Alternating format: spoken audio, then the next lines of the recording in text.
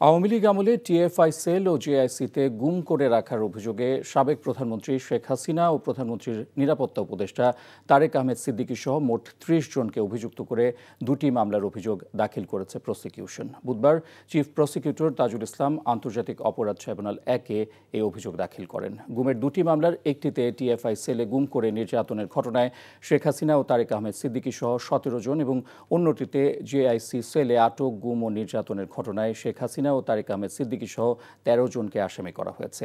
TFI সেলে গুম করে নির্যাতনের ঘটনায় ৫টি এবং জেআইসিতে আটক, গুম ও নির্যাতনের ঘটনায় পৃথক ৫টি অভিযোগ আনা হয়েছে। পাশাপাশি রাজধানীর রামপুরায় ২৮ জনকে হত্যার ঘটনায় মানবতা বিরোধী অপরাধের মামলায় বিজিবির সাবেক কর্মকর্তা লেফটেন্যান্ট কর্নেল রেদওয়ানুল ইসলাম সহ ৪ জনের বিরুদ্ধে ৬টি অভিযোগে আনুষ্ঠানিক অভিযোগ দাখিল করা হয়েছে। বিগত সরকারের আমলে ১৫ বছর ধরে চলা যে সমস্ত গুম এবং গোপন বন্দিশালায় আটক, নির্যাতন, হত্যাকাণ্ড সহ নানান ধরনের যে অপরাধ হয়েছে, আমরা ফরমাল চার্জ দাখিল করেছি আদালতে।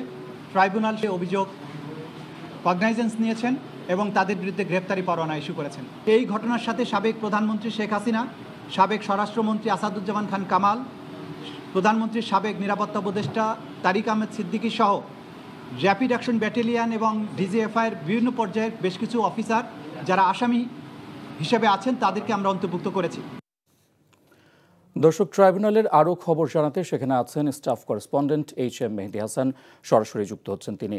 মেহেদী, কোন কোন গুমের ঘটনায় অভিযোগ আমলে নিল ট্রাইব্যুনাল, বিস্তারিত জানাবেন। আজকে ট্রাইব্যুনাল ১-এ সকালেই ট্রাইব্যুনালের চিফ প্রসিকিউটর রয়েছেন তাজুল ইসলাম, তিনি ৩টি মামলার ফরমাল যে চার্জ সেটি পেশ করেছেন ট্রাইব্যুনালের কাছে।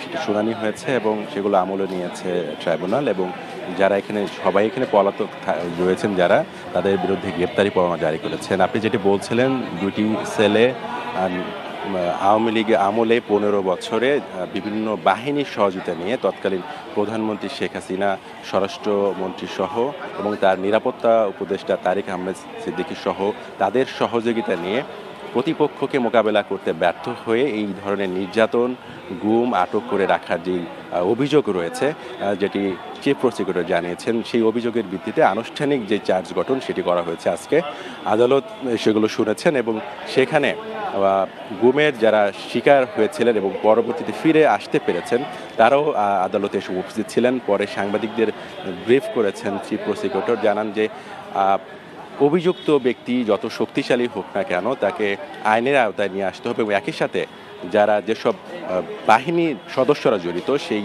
বাহিনীকে কলঙ্ক মুক্ত করতে বাহিনীর সদস্যদের বিচার আওতায় নিয়ে আসবে। এজন্য বাহিনীর ব্যক্তি দায়ী থাকবে, তবে পুরো বাহিনী আসলে জড়িত নয় বলে তিনি বলেছেন। এবং একই সাথে আজকের এই ফরমাল চার্জের মধ্য দিয়ে এই বার্তাটা দেয়া হলো যে আইনের ঊর্ধ্বে নয় কেউ আসলে, এবং দ্রুততম সময়ে নিষ্পত্তি হবে বলে তিনি প্রত্যাশা করছেন। তো ট্রাইব্যুনাল থেকে এই ছিল সর্বশেষ তথ্য আমার কাছে।